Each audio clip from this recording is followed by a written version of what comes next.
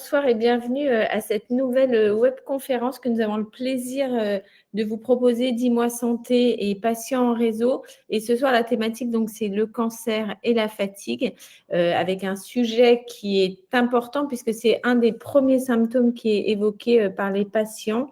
Et donc, ce soir, on va avoir deux visions. La première vision patiente grâce au travers de Thierry Calva et de l'enquête qu'il a menée auprès des femmes atteintes de cancer du sein métastatique. Bonsoir Thierry, donc vous êtes directeur de Juris Santé. Merci beaucoup d'être avec nous.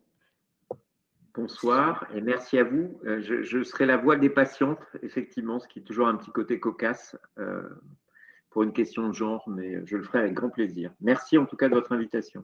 Merci. Et le docteur Stéphanie Bécourt, donc vous Stéphanie, vous êtes oncologue médicale au centre Oscar Lambret, donc à Lille. Il y a beaucoup de bruit. Et donc vous serez bien sûr la vision des médecins, comment vous détectez et quelles sont les solutions que vous proposez à vos patientes pour améliorer leur qualité de vie. Donc, merci beaucoup de vous être rendu disponible et je souhaite à tout le monde une excellente webconférence.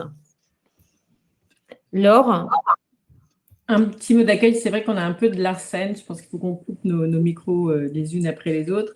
Juste un petit mot d'accueil pour vous rappeler que c'est effectivement le premier symptôme que remontent les patients. Et en fait, quel que soit un peu le type de cancer et aussi le type de traitement, donc ça va être intéressant aussi de se dire qu'on a un seul mot pour dire beaucoup de choses différentes. Et c'est ça aussi qu'on va explorer ce soir, c'est comment en parler, comment l'évaluer et quelles solutions pour se sentir mieux, puisque ce n'est pas la fatigue j'allais dire qu'on connaissait avant la maladie, mais souvent une fatigue qui nous coupe les pattes, qui nous empêche d'avancer comme on veut.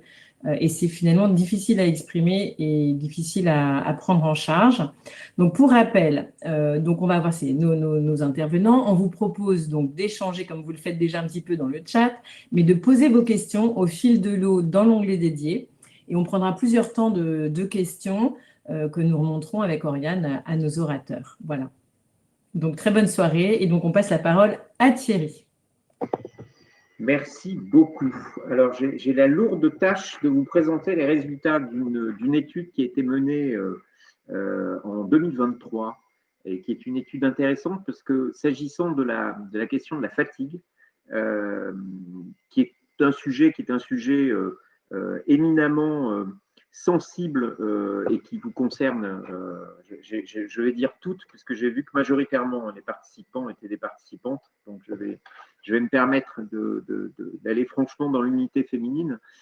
Et donc, c'est un sujet à la fois sensible et cette étude, elle visait à mieux comprendre le vécu de la fatigue et l'organisation de sa prise en charge pour les patients et les patientes qui étaient atteints d'un cancer du sein métastatique en France.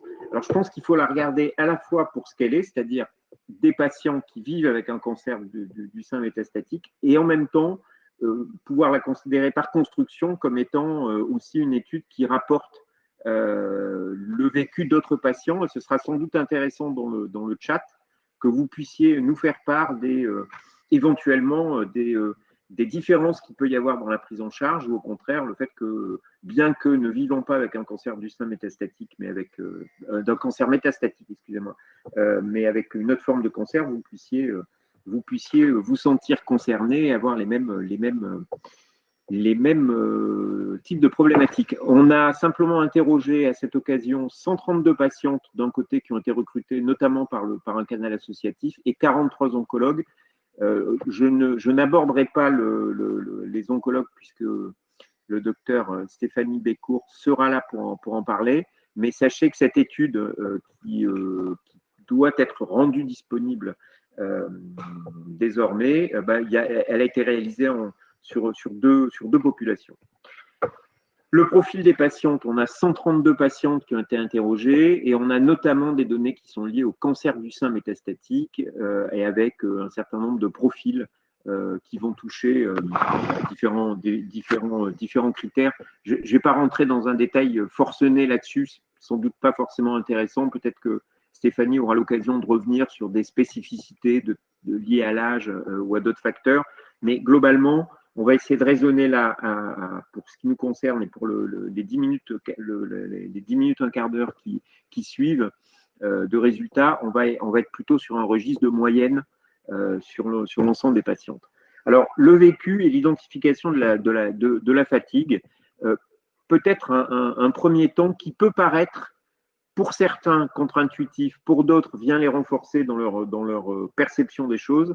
On a des patientes qui évoquent, quand on parle du parcours de soins et de la qualité du parcours de soins, la satisfaction qu'il génère, si j'ose dire, on a une note moyenne de 6,3 sur 10, ce qui est, me semble-t-il, enfin, puis aussi par rapport à d'autres types d'études qui sont menées, plutôt un bon score. C'est-à-dire qu'on a globalement des patientes qui répondent et qui sont plutôt satisfaites du parcours de soins qu'elles ont eu. Donc là, on parle vraiment du parcours de soins à partir duquel ensuite on va organiser la prise en charge de la fatigue. Vous noterez d'ailleurs à ce propos que vous avez une petite fraction seulement de patientes qui se situent sous les 5, puisque c'est seulement 16% des patientes qui se situent dans la notation sous les 5, ce qui témoigne quand même du fait que globalement, on est sur un niveau plutôt positif dans la prise en charge, en tout cas dans le vécu, et plutôt positif, mais moyennement positif, puisque le gros des réponses, il occupe, si vous regardez le calcul, il suffit de regarder les colonnes, une note qui est comprise entre 5 et 7. Donc on a quelque chose qui est significativement positif, mais qui tend vers une forme de moyenne. Et les patientes qui sont satisfaites dans le cadre de ce parcours, on leur a posé la question de savoir comment la fatigue physique et psychologique était présente tout au long de ce parcours en allant jusqu'à avant le diagnostic. Et donc, les 4 lignes que vous voyez là représentent les 4 temps sur lesquels on les a interrogés, c'est-à-dire avant le diagnostic, à l'annonce du diagnostic, au démarrage du traitement et pendant le traitement. Et pour chacune de ces étapes, on a essayé d'identifier à la fois ce qui relevait de la fatigue physique, qui est en rose un peu plus, oui, c'est du rose clair, la fatigue psychologique, qui est en rose plus foncé, et les deux, c'est-à-dire des patientes qui déclaraient avoir à la fois de la fatigue physique, à la fois de la fatigue psychologique. Visuellement, vous apercevez d'une chose assez simple, c'est que vous avez un effet cumulatif des fatigues au fur et à mesure de l'avancée du traitement. C'est-à-dire, avant le diagnostic, vous avez 15% de patientes qui déclarent avoir les deux symptômes de fatigue conjuguée. À l'annonce du diagnostic, ça passe à 32%, 55% au moment du démarrage des traitements, 76% pendant le traitement. Donc, on voit bien qu'il y a un facteur d'accélération qui est lié qui est en tout cas la corollaire de l'entrée et du développement du parcours. Autre élément notable, c'est qu'avant le diagnostic, on avait aussi des patientes qui souffraient, et assez considérablement, et de fatigue physique pour 42% et de fatigue psychologique pour 43%. Mais peut-être que Stéphanie reviendra sur le côté, sur l'accélération que le parcours semble amener en termes de fatigue. Alors évidemment, cette fatigue, elle a aussi un impact sur la vie quotidienne des patients, telle qu'elle nous le rapporte. Il y a globalement des effets secondaires du traitement qui arrivent largement en tête avec le manque d'énergie, puisque vous avez 61%, 59%. Et c'est d'ailleurs les deux effets et les deux impacts majeurs de la fatigue sur la vie quotidienne des patients qui sont mis en avant. Et évidemment, ça a un impact, ces deux facteurs cumulés ont évidemment un impact sur les activités professionnelles et domestiques pour un étiage légèrement inférieur et puis une altération du sommeil.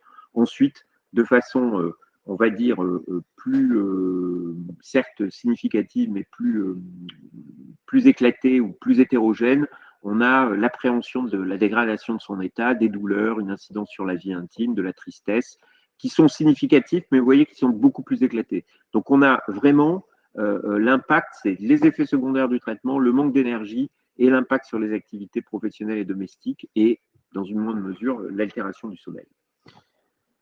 L'impact de la fatigue sur la vie quotidienne montre, quand on le mesure, montre que toutes les dimensions de bien-être sont affectées. Et on a plutôt investigué la question du bien-être sous quatre axes, hein, le bien-être physique, le bien-être émotionnel, le bien-être familial et le bien-être fonctionnel. Et pour chacune d'entre elles, eh bien, on a demandé aux patientes de savoir est-ce qu'il était impacté ou pas. Donc, vous voyez que le bien-être physique, 95% des patientes disent que le bien-être physique. Ah, j'ai une question. Est-ce le traitement ou le cancer qui fatigue? Ça, je vois que Stéphanie répond. D'un coup, j'ai un pop-up qui vient de sortir, donc je le minimise. Donc, on voit. Non. Oui, ça perturbe. Il n'y a aucun souci. Je me dis, faut-il que je réponde à cette question? Donc, le bien-être physique qui est mis en avant dans 95% des cas, suivi de très près par le bien-être fonctionnel, 80%, le bien-être émotionnel, 69%, et le bien-être familial, 57%.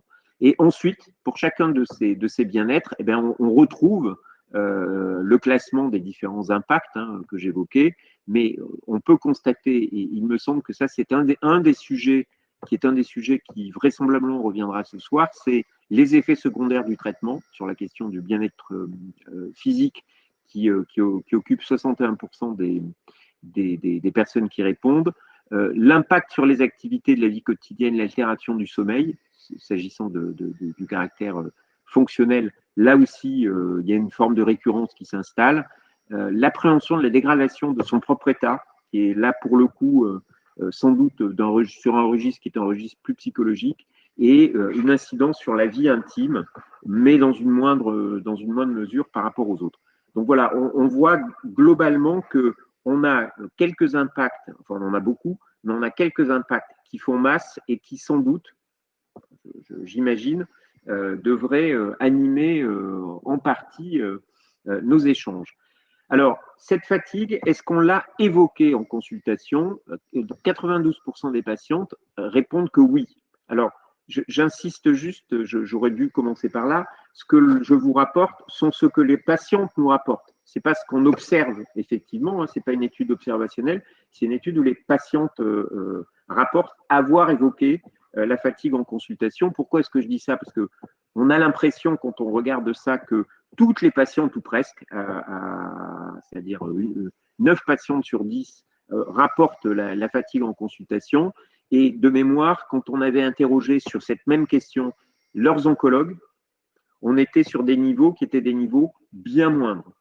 Donc, ça veut simplement dire que soit les patientes ont l'impression d'en avoir parlé sans l'avoir fait, soit l'oncologue n'a pas entendu la plainte. Mais en tout cas, il faut prendre ce résultat, et peut-être que votre expérience nous permettra aussi d'en savoir un peu plus, c'est est-ce qu'on rapporte facilement sa fatigue à son oncologue?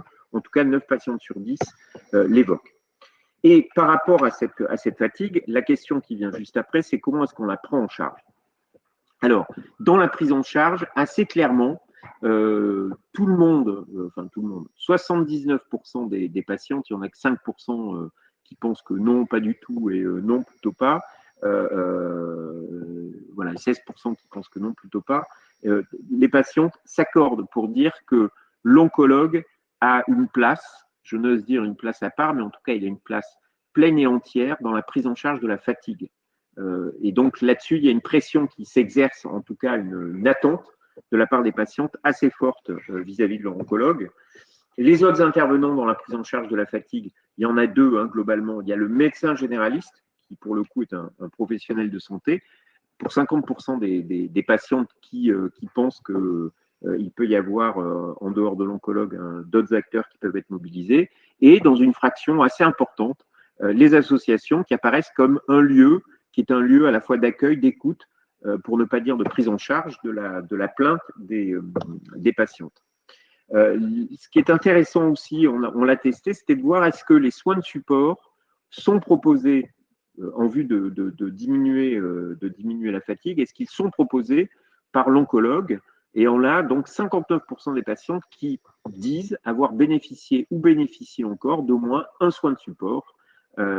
Et dans celles qui en bénéficient, donc on a quand même 41% qui n'en bénéficient pas, mais dans celles qui en bénéficient assez largement, c'est plutôt l'aspect physique qui prime à travers l'activité physique adaptée, l'exercice physique et dans une moindre mesure sur cet aspect physique, le massage et la relaxation. Ensuite, on a de l'acupuncture et on a dans un cas sur 3 à peu près de l'accompagnement psychologique, sachant qu'ensuite la nutrition, les troubles du sommeil, etc., eux sont à des niveaux qui sont des niveaux nettement inférieurs.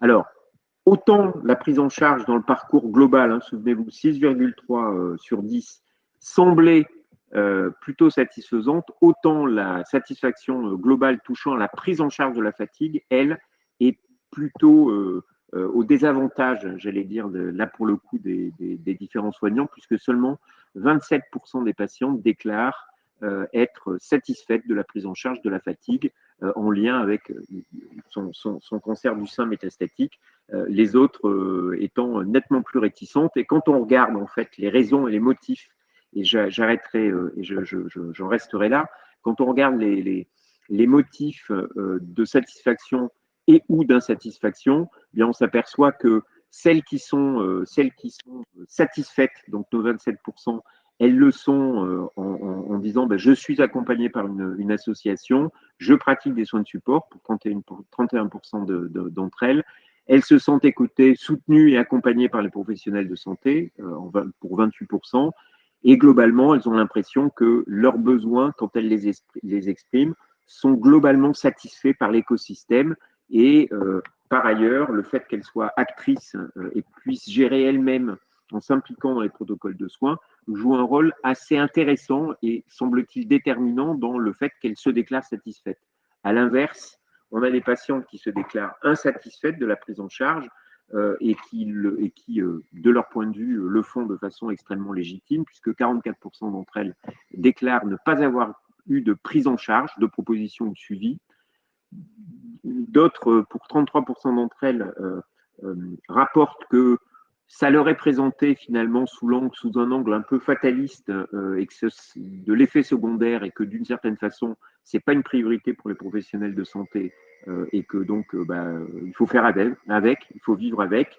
Et elles se retrouvent souvent dans une situation qui est une situation de gestion un peu solitaire du programme et elles ne bénéficient pas forcément de l'écoute du personnel médical. Et je m'arrête ici pour laisser la parole, j'imagine, à Stéphanie, sauf si vous voulez, sauf s'il y a des questions, il y a peut-être des questions sur l'étude. En fait, il faut couper je pense qu'il ne faut pas qu'on ait tous nos micros ouverts en même temps, ça va être du Larsen. On a en fait pas mal de réactions déjà qui montrent l'importance de ce sujet et finalement aussi le fardeau que ça représente en fait, avec parfois même cette idée de ne pas être entendu, de dire bah, c'est normal, c'est ces traitements, c'est classique. En gros, ce n'est pas une surprise probablement pour les soignants que les patients soient fatigués, mais pour autant, c'est un fardeau qui a l'air d'être très lourd. Et donc, il y a effectivement un certain nombre de personnes qui n'ont pas eu de proposition particulière. Alors, on a eu quelques questions sur pourquoi une enquête dédiée au cancer du sein métastatique, mais c'est justement pour montrer des résultats. N'hésitez pas à éventuellement commenter ou préciser dans d'autres questions ce que vous trouveriez différent par rapport à ces résultats. Mais l'idée, c'était quand même de s'appuyer sur ces résultats de patients pour montrer en fait ces points, ces différents ressentis. Et du coup, on a des questions qu'on va pouvoir travailler avec le docteur Bécourt. Est-ce que c'est le traitement qui fatigue? Est-ce que c'est le cancer qui fatigue? Voilà. Mais donc, sur les résultats eux-mêmes, les soins de support, etc., la majorité des personnes qui ont commenté disent ne pas avoir reçu d'accompagnement particulier, ce qui est quand même la majorité des situations. Voilà. Je ne sais pas si Oriane commentaire ou le docteur. Oriane, si vous voulez, puis après je… Non, Laure a fait une très bonne synthèse de toutes les questions et on a hâte justement d'entendre les réponses du docteur. Eh bien, déjà, merci beaucoup de m'avoir invité à parler à ce webinaire parce que c'est vrai que la fatigue, c'est une question qui m'interpelle beaucoup et sur laquelle on travaille beaucoup entre oncologues parce que même si on donne l'impression de ne pas s'en soucier, sachez que les oncologues sont quand même très conscients de la fatigue que vous ressentez, que votre fatigue est réelle et on essaye de trouver des solutions, de faire des publications et cette étude en est La preuve, alors certes, on a dû se concentrer sur le cancer du sein métastatique parce qu'il fallait une population cible, que les patientes qui ont un cancer du sein ont beaucoup de traitements différents, des traitements oraux, des traitements en perfusion, des traitements qui aujourd'hui, même dans tous les sous-types de cancer, fonctionnent pendant longtemps. Donc, c'est vrai qu'on priorise aussi la qualité de vie des patientes sous traitement et on sait qu'il y a des traitements qui fatiguent plus que d'autres.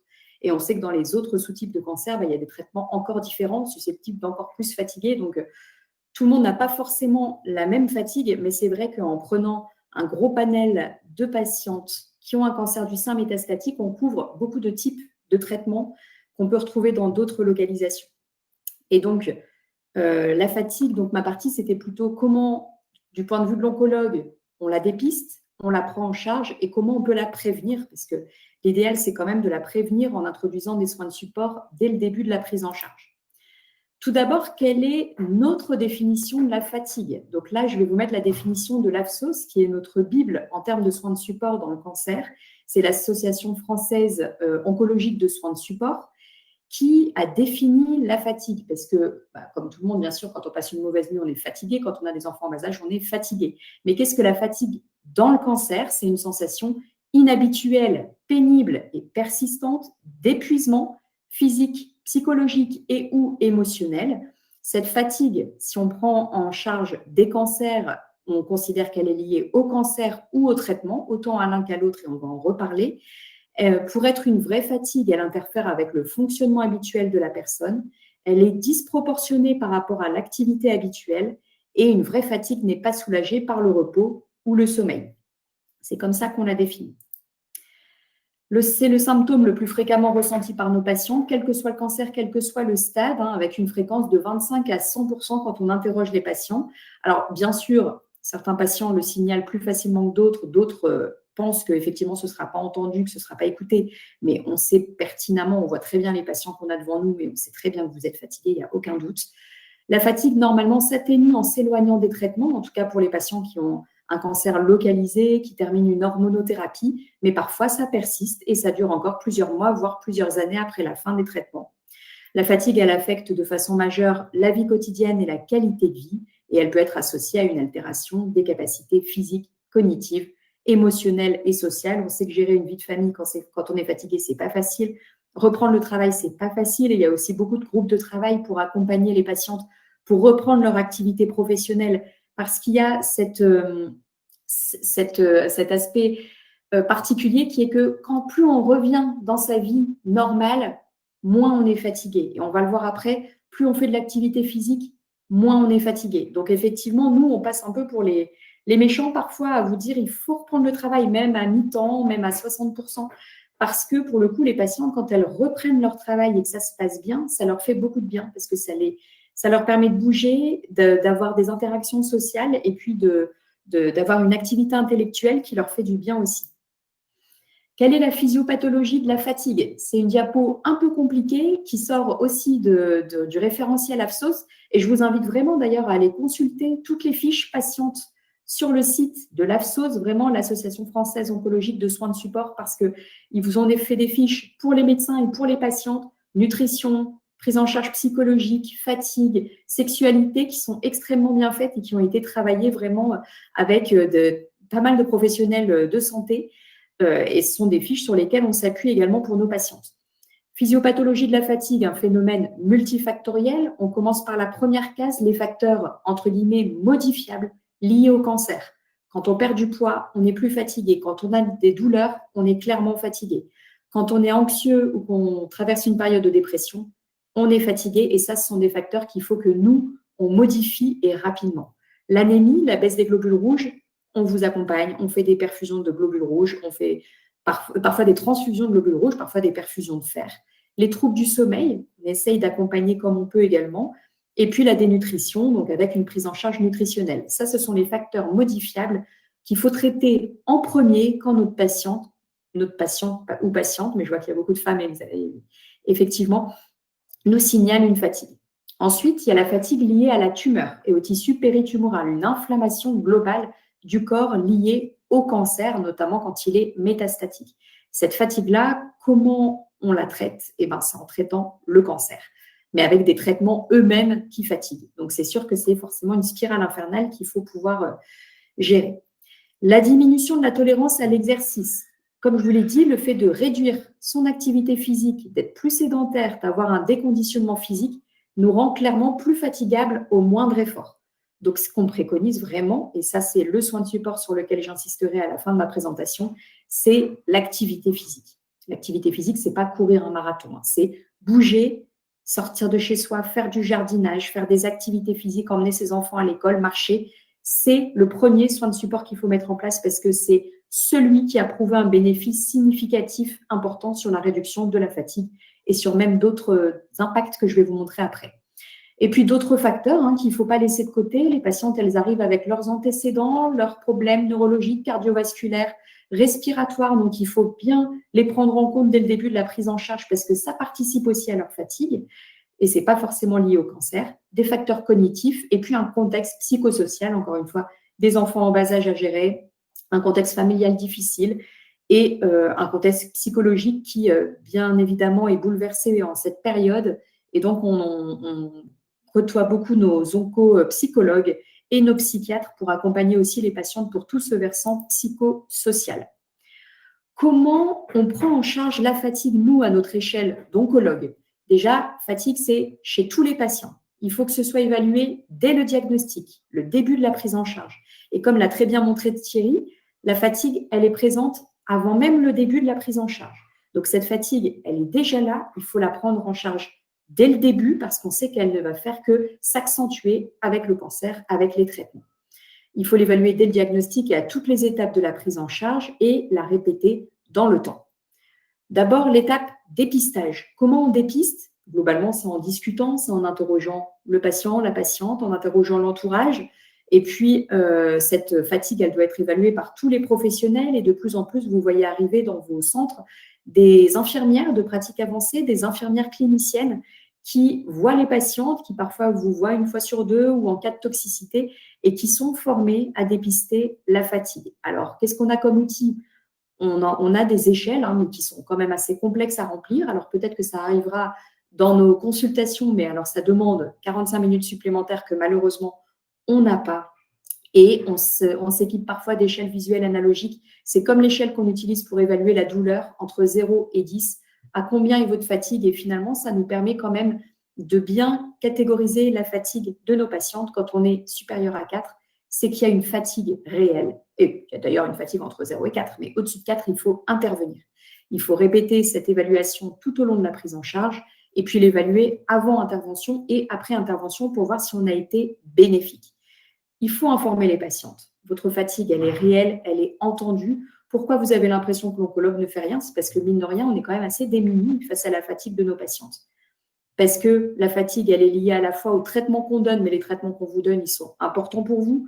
Donc, en théorie, tout oncologue qui entend que la patiente est trop fatiguée réduit les doses de traitement, ce qui est parfois très anxiogène pour les patientes aussi. Il faut trouver le bon rapport bénéfice-risque pour ne pas inquiéter la patiente et en même temps prendre en charge la fatigue, sachant qu'on a aujourd'hui beaucoup de données qui nous montrent que quand on réduit les doses pour toxicité, et la fatigue est une toxicité des traitements, normalement, on n'a pas d'impact sur l'efficacité du traitement. Et donc ça, si votre oncologue vous propose de baisser les doses, c'est qu'il pense que c'est le mieux pour vous. Ça, c'est un message important.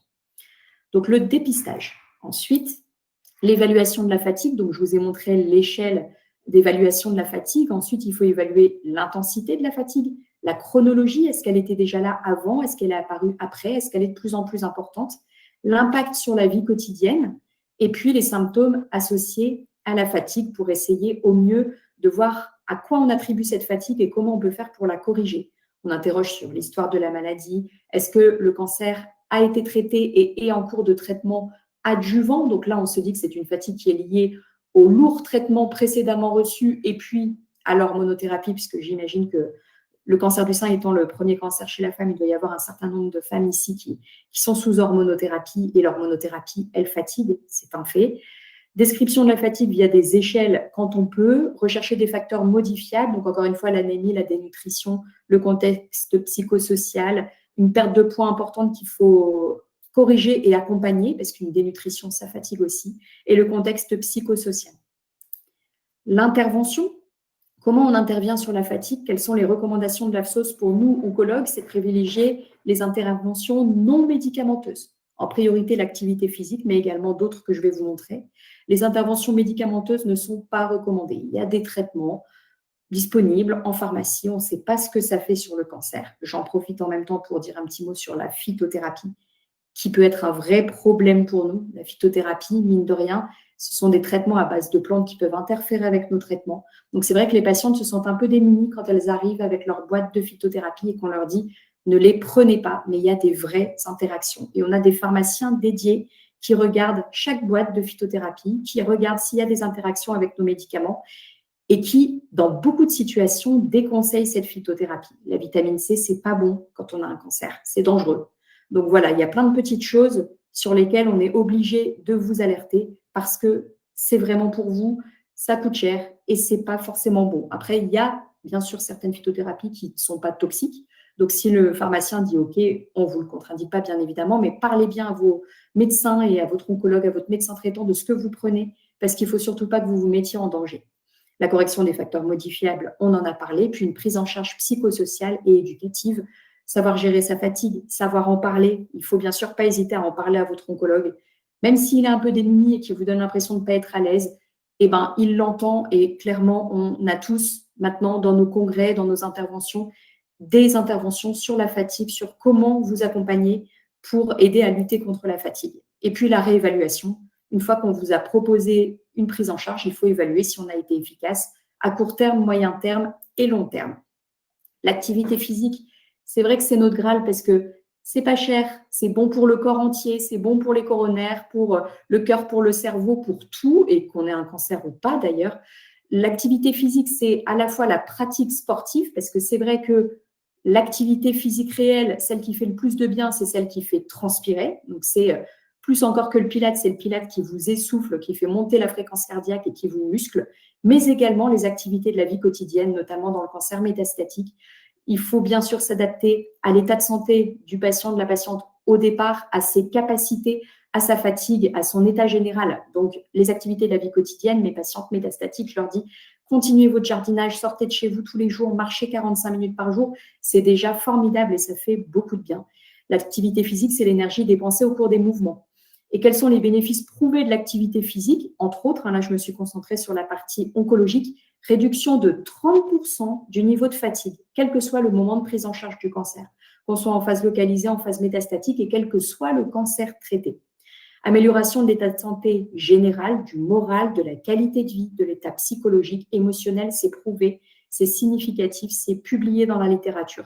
Amélioration également de la tolérance des traitements. On a moins d'arthralgie, donc de douleurs articulaires sous hormonothérapie quand on fait de l'activité physique et ça, les patientes nous le rapportent. Ce n'est pas non plus révolutionnaire, bien sûr, il reste des douleurs, mais ça aide énormément. Et l'activité physique régulière a prouvé un bénéfice significatif pour réduire le risque de récidive de certains cancers. Et ça, c'est clairement objectivé dans le cancer du sein, dans le cancer du côlon, et ça arrive dans d'autres cancers, et même un bénéfice en survie qui a été montré. Donc, clairement, ça, c'est ce qu'on vous préconise et on essaye en tout cas d'éduquer les oncologues, les infirmières et tous les professionnels de santé à vous le proposer dès le début de la prise en charge. Parce que c'est dès le début qu'il faut faire de l'activité physique. Une patiente qui est fatiguée, elle n'y arrivera pas. C'est compliqué de leur dire « allez faire du sport ». Là, elles nous disent « voilà, c'est plus du tout le moment ». Dès le début de la prise en charge, ça permet d'avoir un rythme et d'être déjà dans le processus. Et donc, ce qu'on peut vous prescrire, nous, à notre échelle, c'est l'activité physique adaptée. Aujourd'hui, ça se prescrit, c'est remboursé, c'est sur des certificats médicaux.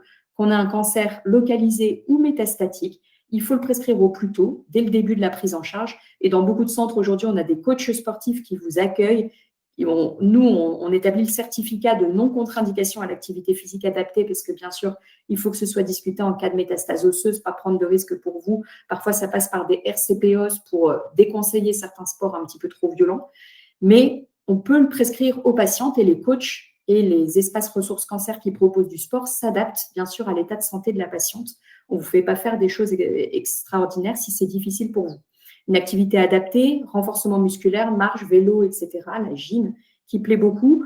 Il faut de l'endurance, il faut renforcer les muscles, le cœur. Donc, il faut des activités physiques qui sont quand même la plus vigoureuse possible pour quand même muscler le cœur. Mais surtout, ce qui est important, c'est la régularité.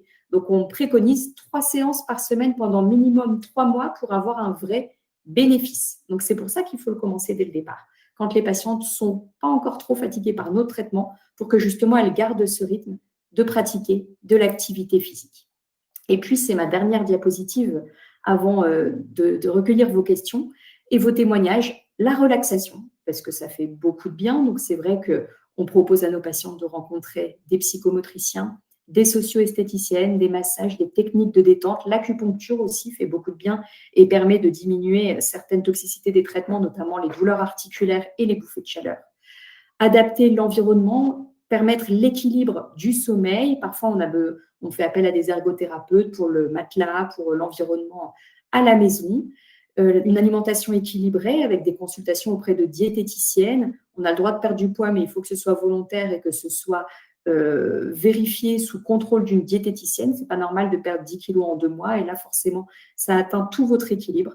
Et puis, le soutien psychologique avec les oncopsychologues qu'on a maintenant dans chaque centre et qui nous aident beaucoup pour nos patientes. Et puis, les associations de patientes plus, qui aident énormément nos patientes, qui sont clairement à l'écoute et qui permettent aussi aux patientes de les orienter au mieux et qui ouvrent aussi la parole sur tous ces questionnements de la fatigue. Et les patientes osent beaucoup plus en parler en consultation quand elles se sentent entourées par des patientes qui vivent la même chose.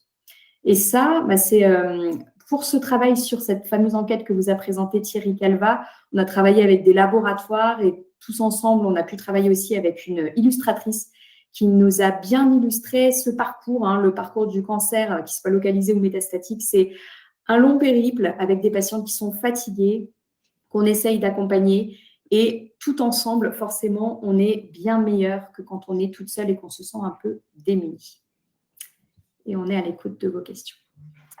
Eh bien, merci beaucoup. Effectivement, on voit toujours l'utilité de ces conférences quand on voit des commentaires en disant « mais moi, on ne m'a pas proposé l'APA, on ne m'a jamais parlé de ci, ça, ça ». Et aussi l'intérêt d'évoquer toutes les interactions médicamenteuses. On le dit toujours, on dit « vous pouvez… il n'y a pas de tabou, mais il faut toujours en parler à votre oncologue, même dans des soins complémentaires, etc. Parlez-en à votre oncologue. Et justement, on avait des questions qui étaient, est-ce qu'il y a un endroit où on peut quand même se référer? Est-ce que l'AFSOS a listé les substances à éviter absolument ou pas? Et notamment, une personne, son médecin lui a donné de la vitamine C et elle est sous hormonaux. Donc, elle demandait s'il y avait une interaction.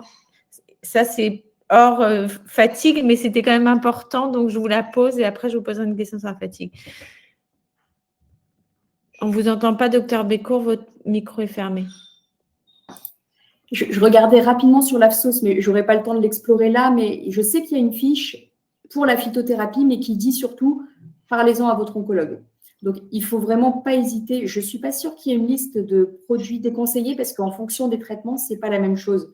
Il y a des thérapies orales. Alors, on sait que dans la grande majorité des cas, le pamplemousse est très fortement déconseillé. Le millepertuis dans le cancer du sein, en tout cas, est même contre-indiqué. Donc, il y a certaines subtilités en fonction du type de cancer et en fonction du traitement qu'on propose.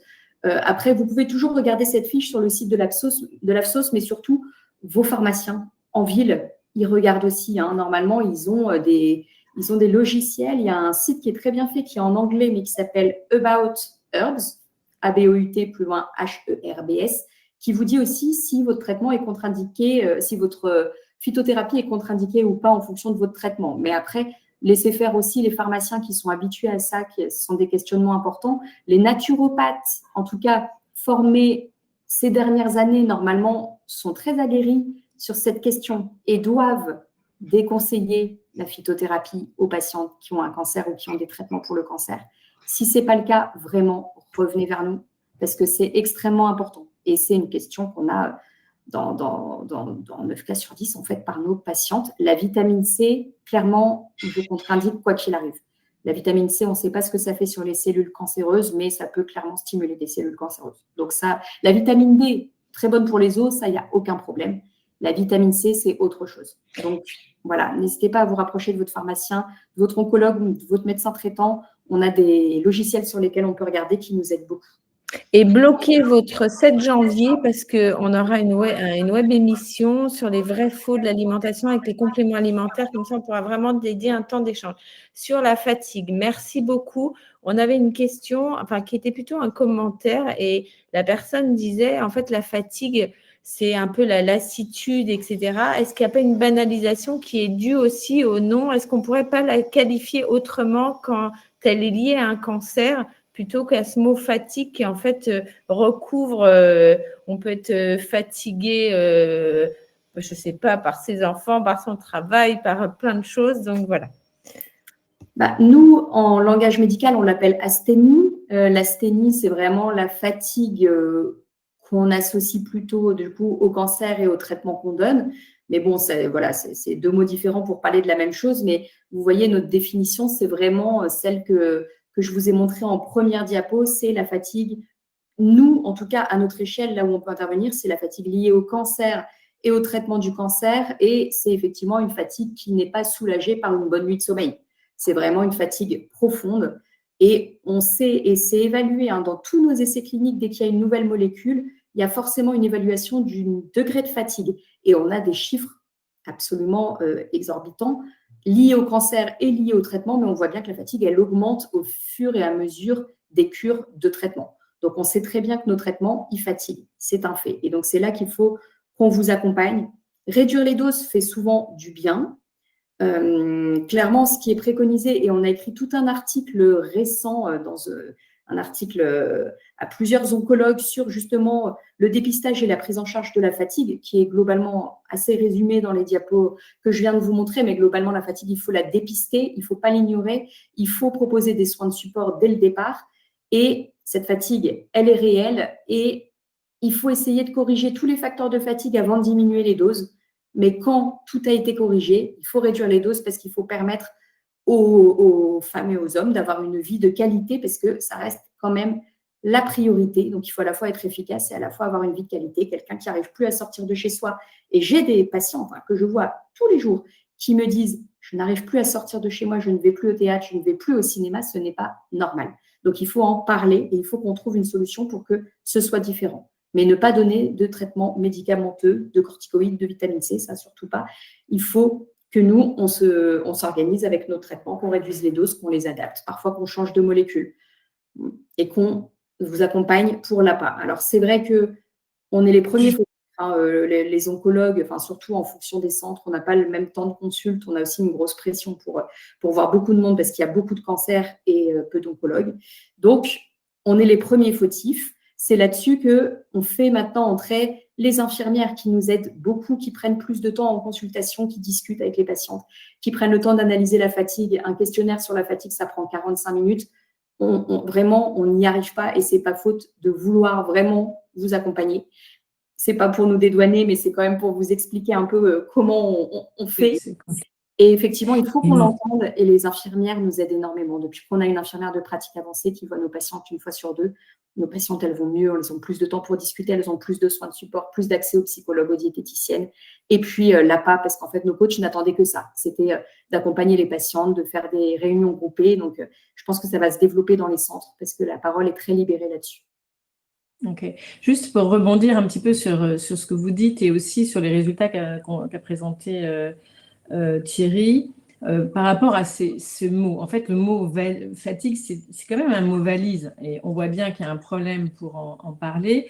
Et dans les résultats de Thierry, il y avait quand même les patientes semblaient quand même assez à l'aise de répondre sur ces composantes. Est-ce que je me sens fatiguée, j'allais dire, intellectuellement, physiquement, et qu'on décrive peut-être avec d'autres mots. Je pense que ce serait très intéressant de travailler aussi avec des patients et patientes concernés pour faire un peu des nuages de mots qui seraient autres ou complémentaires au mot fatigue pour qu'on puisse mieux en fait l'évaluer. Parce que c'est vrai que dans les questions qui ont été notées, il y a aussi typiquement on vit mieux avec ces fameux traitements, même dans des situations plus avancées, ou même l'hormonothérapie, certes, mais on est fatigué, on a des effets indésirables.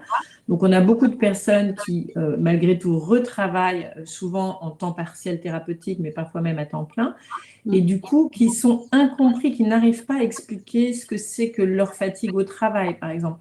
Donc, est-ce que Thierry, tu aurais un peu un commentaire là-dessus? Est-ce que vous seriez d'accord pour qu'on continue à travailler sur ces mots, en fait, pour que ce soit mieux évalué et aider les gens à s'exprimer, quoi?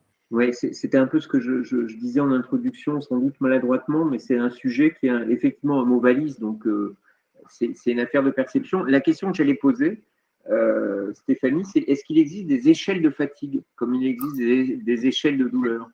Oui. Oui. Des grands questionnaires très compliqués qui mettent 3/4 d'heure. Mais oui, voilà. il y en a. Non, Voilà. il y en a qui sont validés, effectivement, et qui sont accessibles. Oui.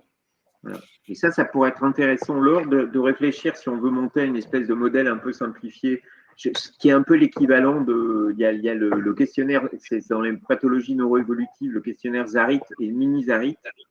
Je me dis que ça pourrait être peut-être intéressant de simplifier le sujet, parce que il y a un des éléments dans l'étude qui revient souvent, c'est que les femmes ont aussi à gérer seules, en tout cas dans le cas du cancer du sein métastatique, leur fatigue. Si elles ont un outil simple qui leur permet d'évaluer ou d'auto-évaluer leur fatigue pour peut-être insister auprès d'un oncologue sur une base objective, complètement, je pense que ce serait intéressant. C'est vrai. Et puis, ça peut être la place aussi, alors j'espère, vous allez nous le dire dans le chat, beaucoup de personnes pour des suivis hors les murs de l'hôpital. C'est aussi des choses qu'on pourrait remplir sur nos applis de suivi, peut-être venir avec même un document s'il n'y a pas d'appli en amont de la consultation, mais dans le suivi au long cours, d'aller explorer en fait de façon proactive. Mais on est très peu à l'hôpital et comme vous l'avez dit, les temps sont contraints avec l'équipe de soins.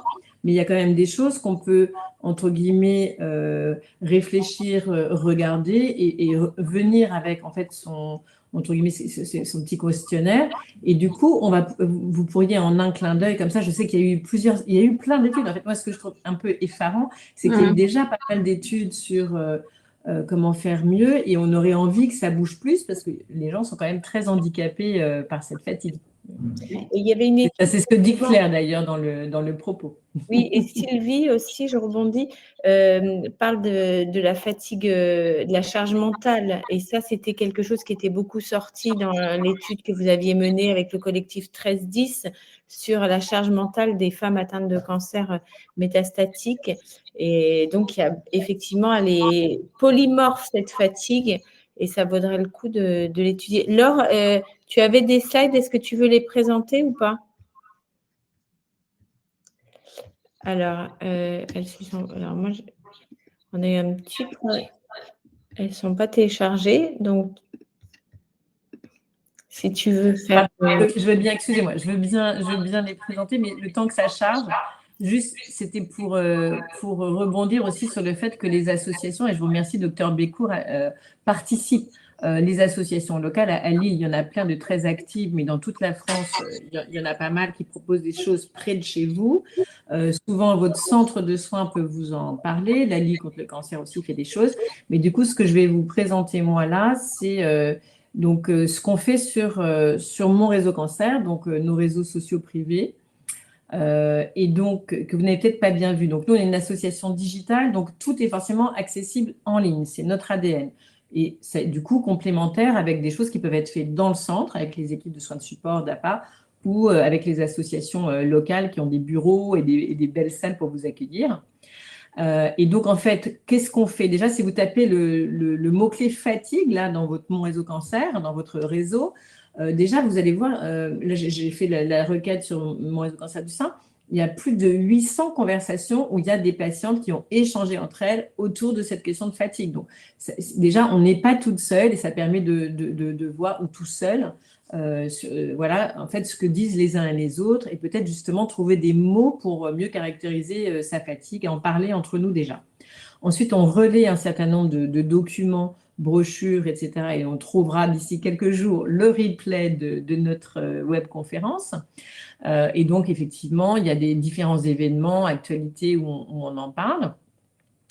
Et en fait, on a depuis la fin du mois de mai dernier un nouvel onglet qui s'appelle Programme Boussole que je vous invite vraiment à regarder pour parler de deux programmes d'accompagnement donc où on a des partenariats. Donc Bouger, ça vient en relais en fait de ce qui est proposé par les centres. Là, en fait, on propose soit des balades, des marches de temps en temps en présentiel pour se rencontrer. Donc ça, c'est plutôt un peu exceptionnel. Et puis, on a donc tout au long de l'année un partenariat avec Keepline qui propose une application où en fait vos pas vont être collectés. Donc régulièrement, on fait des challenges. Donc ça, c'est assez rigolo. Ça nous aide à nous remettre en mouvement, à s'amuser et à marcher même en plein hiver.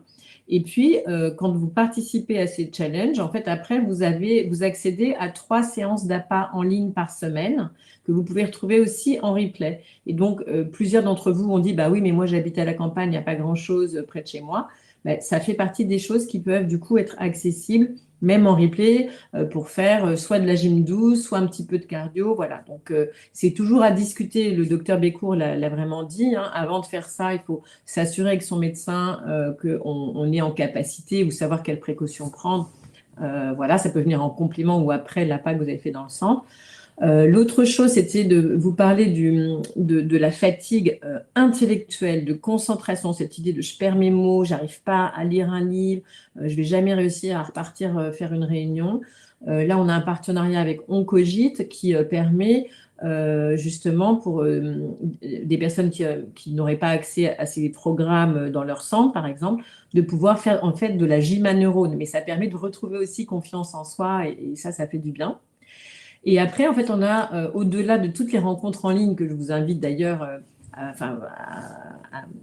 les utiliser, les rencontres de mon réseau cancer du poumon, de mon réseau cancer gynéco, de mon réseau cancer colorectal, etc.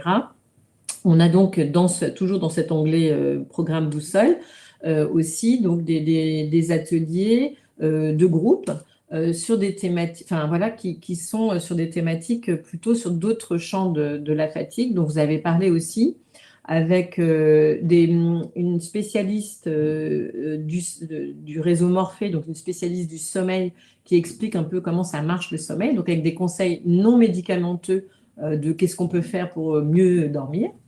De la sophro et aussi des moments où on va parler de nos ressentis face au cancer. Vous avez dit l'anxiété, le fait de se sentir écouté, si on peut libérer tout ça, ça fait du bien. Et on a aussi deux rendez-vous plutôt dans entre guillemets, pour booster nos hormones de la rigolade qui font du bien. Donc ça, il n'y a pas d'effet indésirable. Un rire, on peut le faire ensemble et en fait, le cerveau ne fait pas la différence. Donc, en fait, ça fait vraiment du bien, en fait, étonnamment. Et voilà aussi un petit atelier de réflexion pour essayer de voir le positif malgré les difficultés des traitements, du vécu, des séquelles éventuelles. Voilà, donc c'était ce que je voulais vous présenter puisque c'est assez nouveau et que peut-être même nos utilisateurs n'ont peut-être pas repéré toutes ces ressources qui sont du coup accessibles sur les réseaux et quel que soit le lieu de vie. Et même au Québec, parce que j'ai vu qu'on avait une dame qui était du Québec là, qui suit et qui dit que notre conférence est utile. Donc youpi, on a des Québécoises, des Belges, quelques expatriés. Donc voilà, tout le monde peut y accéder. Voilà, c'était tout ce que je voulais vous présenter. Merci. Merci beaucoup. C'est super. Nous, on avait quelques questions, docteur Bécourt aussi, sur les traitements. Est-ce que tous les traitements fatiguent, c'est-à-dire l'hormono, des femmes qui sont sur hormono qui disent « je suis crevée », des femmes qui ont fait de la radiothérapie qui disent « je suis fatiguée ». Voilà, est-ce que tous les traitements fatiguent? Certains plus que d'autres, clairement, mais c'est vrai que les traitements systémiques, donc on prend par voie orale ou en perfusion et qui vont dans tout le corps, fatiguent. Il y en a qui fatiguent plus que d'autres. Il y a des grosses cures toutes les 3 semaines qui assument un peu et qui, en s'accumulant, fatiguent beaucoup. En hebdomadaire, c'est un petit peu plus rapidement éliminé. On va dire que la fatigue est peut-être un petit peu moins pesante ou en tout cas moins au départ. L'hormonothérapie, ça fatigue. La radiothérapie, c'est toujours un peu compliqué parce que Souvent, la patiente sort d'une intervention chirurgicale, d'une chimiothérapie. En soi, la radiothérapie a une action très locale. Donc, elle n'est pas censée fatiguer, mais les patientes font des allers-retours tous les jours, parfois 25 fois. Donc, clairement, elles sont fatiguées, mais je leur dis toujours, prenons du recul, on revoit dans 2 mois, parce que là, c'est beaucoup les allers-retours. La radiothérapie, c'est sous couvert d'un radiothérapeute, et bien sûr, une radiothérapie cérébrale, c'est encore autre chose, mais normalement, on fatigue probablement beaucoup moins que les traitements qui vont partout, les traitements systémiques. Je crois qu'il y a beaucoup aussi de questions sur le travail, la reprise du travail. C'est bien sûr une grande question. Alors là, je laisse beaucoup mon assistante sociale au centre Oscar André gérer ça parce que c'est pas facile. À la fois, nous, on a vraiment ce dogme de reprendre sa vie normale. C'est ce qu'il y a de mieux. Beaucoup de femmes font des cancers du sein, retournent au travail et c'est vrai que beaucoup nous rapportent que ça leur fait du bien. C'est aussi une période où on se pose plein de questions sur sa vie, sur son avenir et son objectif et qu'on a envie de changer parfois de travail. Donc, c'est aussi l'occasion parfois de faire une petite analyse rétrospective sur soi-même. Et on a aussi notre équipe après-cancer qui a mené toute une étude avec un coach pour reprendre le travail, mais dans de bonnes conditions et un travail qu'on aime pour aussi aimer un petit peu plus travailler. Mais voilà, la reprise du travail, je sais que c'est compliqué. C'est compliqué aussi de dire ne reprenez pas le travail pendant les 5 ans d'hormonothérapie parce que ce n'est pas non plus rendre service de dire ça. Donc, c'est une question compliquée qu'on confie souvent à notre assistante sociale. Merci. Donc, effectivement, moi, j'avais noté le travail, mais aussi l'après-cancer. Oui. Voilà. La fatigue après-cancer, comment elle est évaluée, comment elle est prise en charge? Est-ce qu'elle est… Voilà. Il y a des choses qui sont faites pour ça? Alors, après cancer, il y a l'après-cancer, c'est après traitement du cancer actif. Donc, l'hormonothérapie, pour nous, c'est déjà l'après-cancer, même si on est en plein dans le traitement. Et pendant des années, parfois pendant 10 ans, c'est l'équipe après-cancer qui intervient pour suivre les patientes. Mais on est bien sûr dans le traitement actif préventif.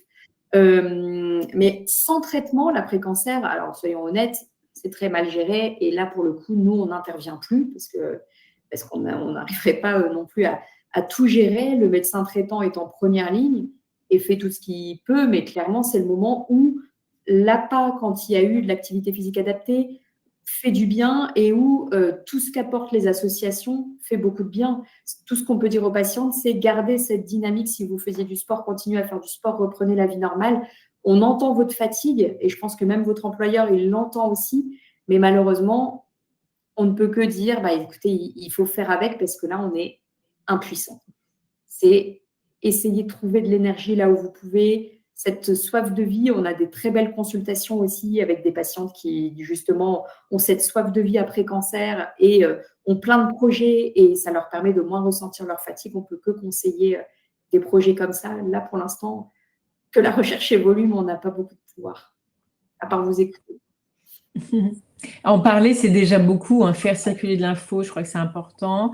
Donc, j'ai mis dans le chat plusieurs liens, notamment la brochure dont vous aviez parlé sur les nutriments là, de l'AFSOS et puis les quelques sites qu'on avait référencés dans un petit article. J'ai mis aussi l'enquête sur la charge mentale parce qu'elle était très intéressante sur les mots utilisés, si certains sont intéressés d'y jeter un œil. Du coup, il y avait aussi une question, vous avez parlé, vous savez, de ce fameux questionnaire un peu long. Alors déjà, il est fatigant, vous imaginez, 45 minutes, c'est vachement fatigant. Donc déjà, pour des gens fatigués, je me dis, il faudrait peut-être faire un petit morceau.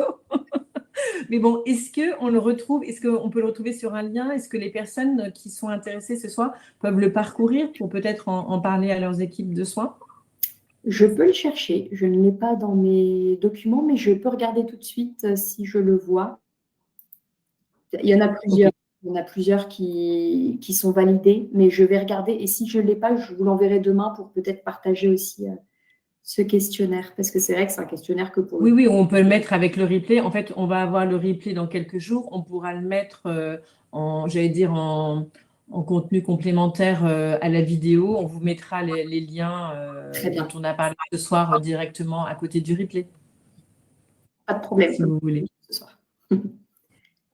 Et pour les ateliers boussole, pour la question, en fait, c'est dans mon réseau cancer. Donc, quand vous êtes sur le réseau, vous pouvez aller soit dans les événements, soit dans le programme boussole, et vous pouvez vous inscrire sur les différents événements dont j'ai parlé.